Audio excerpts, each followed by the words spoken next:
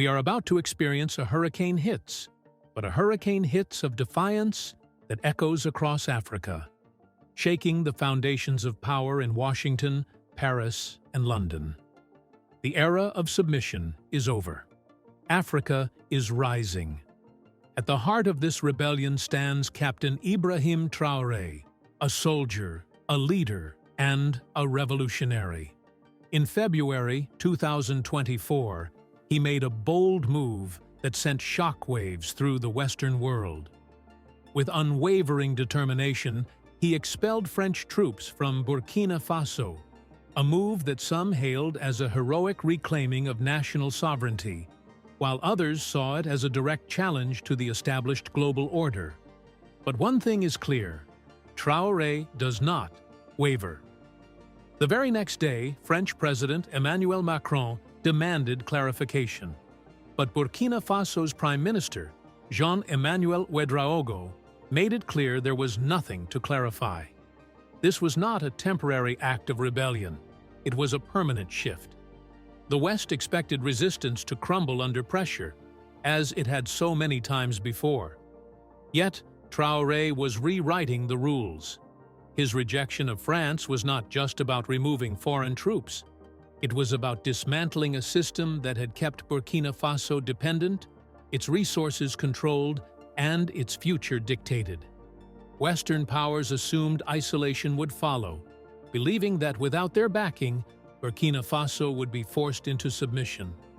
But this time, the script was different. Instead of being left stranded, Traoré turned eastward. Russian special forces landed in Burkina Faso. Cuban military advisors prepared their strategy. Venezuelan intelligence took a keen interest. These were nations with no colonial past in Africa, no history of exploiting its wealth, and no agenda to keep it under control. For France and its Western allies, this was a harsh reality to face.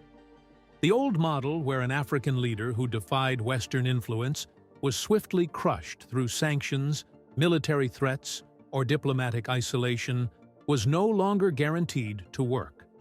Traoré had ushered in a new era. Burkina Faso's struggle is no longer just its own. It is part of a broader shift, a realignment of global power where Africa is no longer just a pawn in someone else's game. The real question now is, what comes next? Will the West double down? Or will it finally recognize that Africa is choosing its own destiny? The tides of change are sweeping across Africa, reshaping the course of history. The continent is no longer bound by outdated power structures, and the shift is more evident than ever. At the heart of this transformation is Burkina Faso, where a bold decision has sent shockwaves through the corridors of power in Washington, London, and Paris. Captain Ibrahim Traoré, a leader with an unshakable vision, has taken a stand that many before him only dreamed of. In February 2024, he made a move that rattled the Western world, expelling French troops from Burkina Faso. For some, he is a hero reclaiming his nation's sovereignty. For others, he is a direct challenge to the established global order. But one thing is clear: he is not backing down. Western leaders believed this act of defiance would be short-lived, that pressure, sanctions, and isolation would bring Traoré to his knees. Yet, instead of retreating, he turned eastward, forging new alliances that reshaped the geopolitical landscape.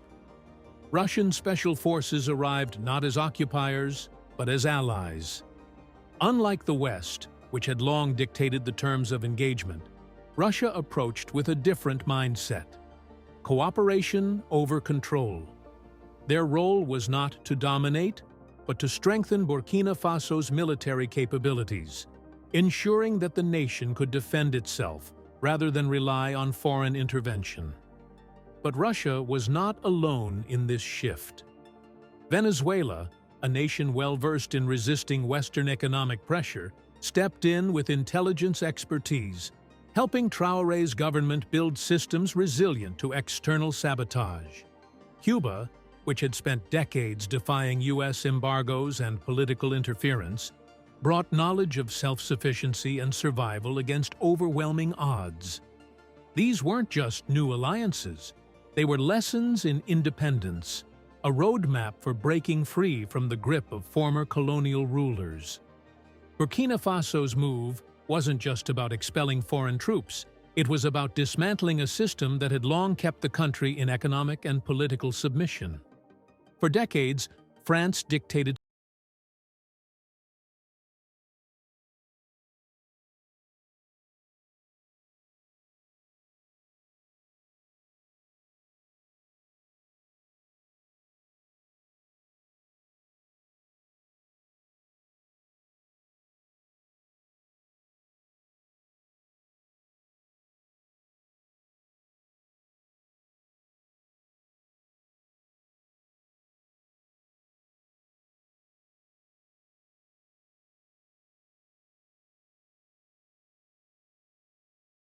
Burkina Faso welcomed new partners without a history of exploiting Africa's wealth or imposing their will.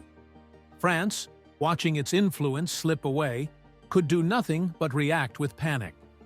The U.S. hinted at security concerns, while Western media flooded the airwaves with reports warning of instability, Russian mercenaries, and chaos. But the world could see through the propaganda. For the first time, an African nation had rejected Western dominance without collapsing. Burkina Faso had severed its ties with Europe and, instead of descending into disorder, was carving out a new path, forming fresh alliances, and proving that independence wasn't just a dream, it was a reality. The impact of this decision extended far beyond Burkina Faso's borders. If one country could stand up to the West and thrive, why couldn't others? If Burkina Faso could reject foreign control, why couldn't Mali? Why couldn't Niger? Why couldn't the entire Sahel region? The most powerful weapon the West had ever wielded over Africa was the illusion of helplessness, the belief that African nations couldn't stand on their own. But now, that illusion was crumbling. African nations were beginning to realize that they had choices, that they weren't bound to old colonial powers, and that a future of true self-determination was possible.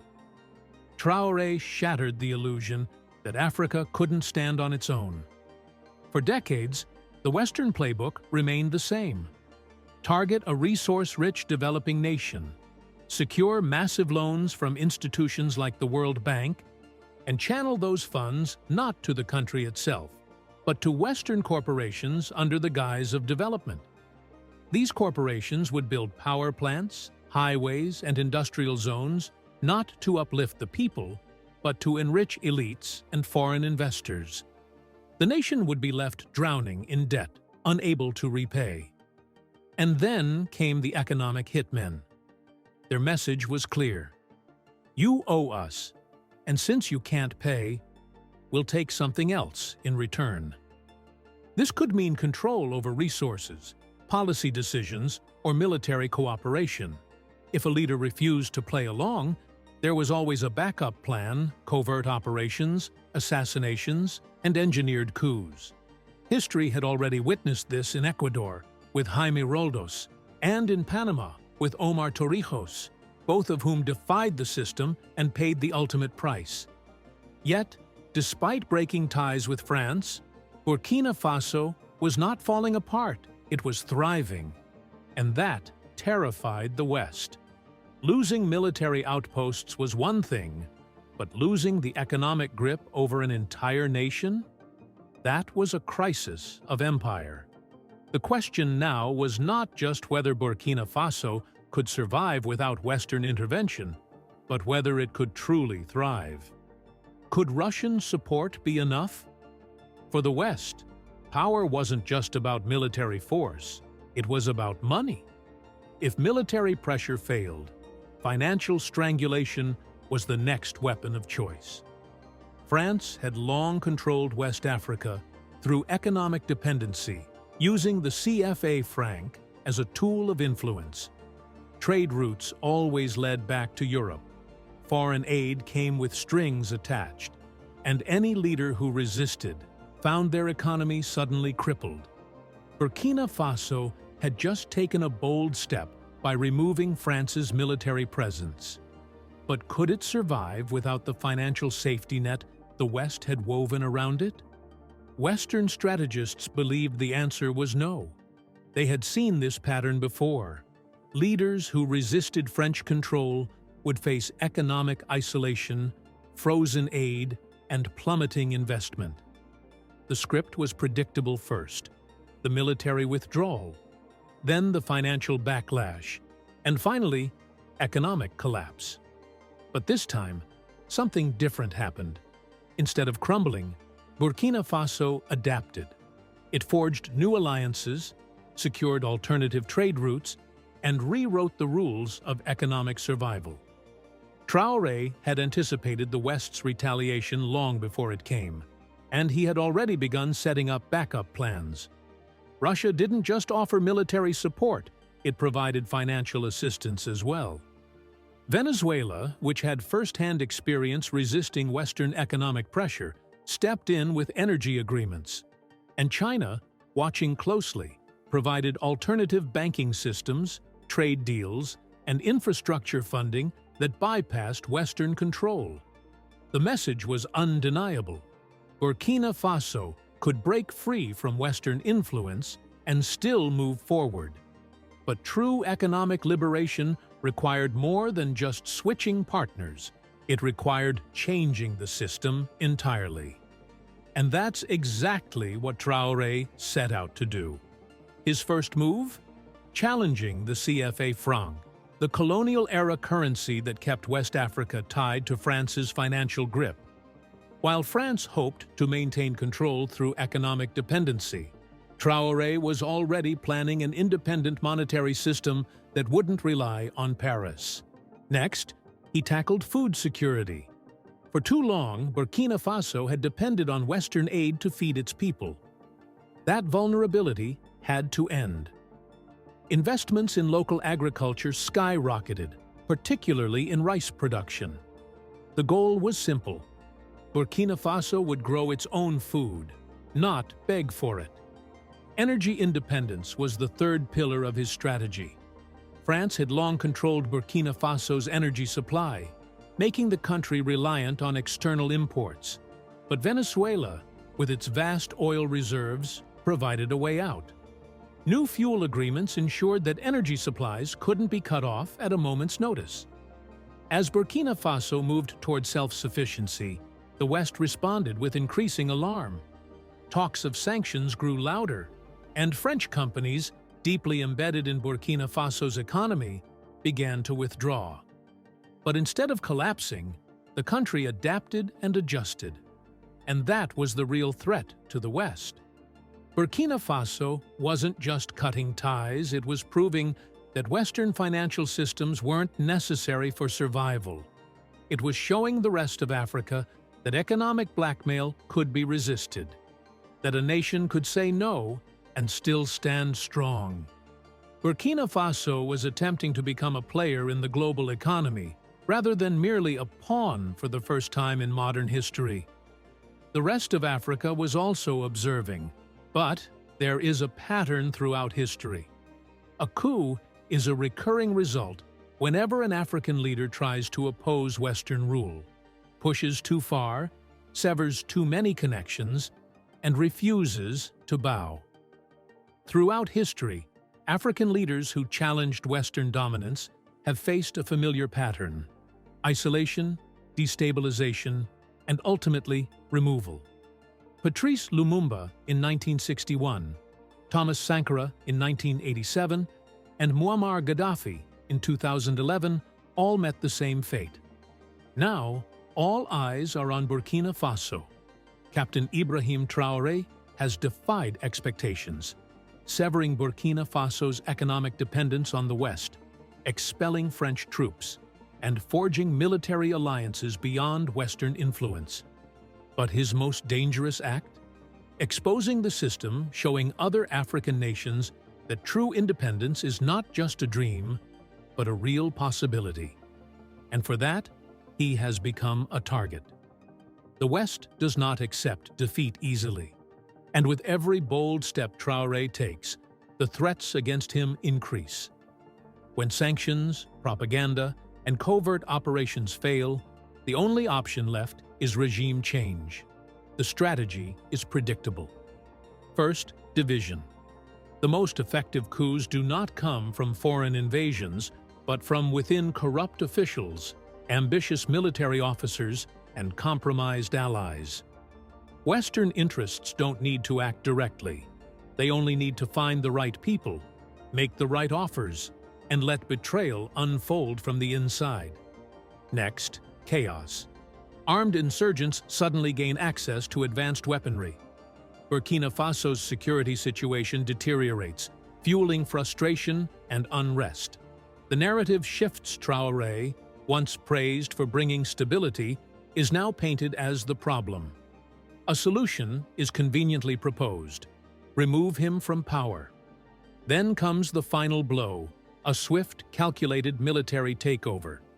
A new leader, hand-picked for compliance, is installed within hours. Promising stability, his first order of business is to invite the very Western military forces Traoré expelled. Africa has seen this playbook time and time again. The question is, will Burkina Faso be the next victim? But Traoré is not an ordinary leader. Young though he may be, he understands history and is determined not to become just another statistic. He has taken decisive steps to fortify his leadership. First, loyalty. Traoré has reshaped Burkina Faso's military command, placing only the most trustworthy officers in key positions. Unlike past leaders who assumed their inner circle was secure, he has removed those with questionable ties to foreign powers. He refuses to rely on Western-trained officials who could be swayed at any moment, instead building a leadership network that answers only to the nation. Second, security. Western intelligence agencies thrive on operating in the shadows, but Traoré has shut the door on them. He has centralized intelligence operations and heightened surveillance on potential traitors. Politicians with deep Western connections, military officers with foreign training, and other usual suspects of coups are all under close watch. Most importantly, he has turned to the people. No coup can succeed without public support, and this is where Traoré's strength lies. Unlike past leaders who were removed with little resistance, he has become a symbol of national sovereignty. Any attempt to oust him will not be a quiet transition, it will ignite a national uprising. And the last thing the West wants is a coup that sparks a full-blown civil war. Burkina Faso stands at a crossroads. In the coming months, the world will see whether Traoré can break the cycle and lead his nation to a new era, or if he will fall into the same trap that has claimed so many before him. But one thing is clear, this is bigger than Burkina Faso. Nations across Africa, Mali, Niger, and Guinea are watching closely. If Traoré succeeds, they will have proof that Africa does not need Western approval to thrive. That true independence is not just an idea, but a path waiting to be taken. And that is what terrifies the West the most. This is not the end of the struggle, it is only the beginning. And Burkina Faso is leading the way. However, Traoré is prepared to deal with any aggression from the West. Is it possible for the West to force Traoré to bow? Does Burkina Faso need anyone now that it has new alliances? Tell us why the West believes it can still rule African countries in the comments box. Would you like to see more videos similar to this one?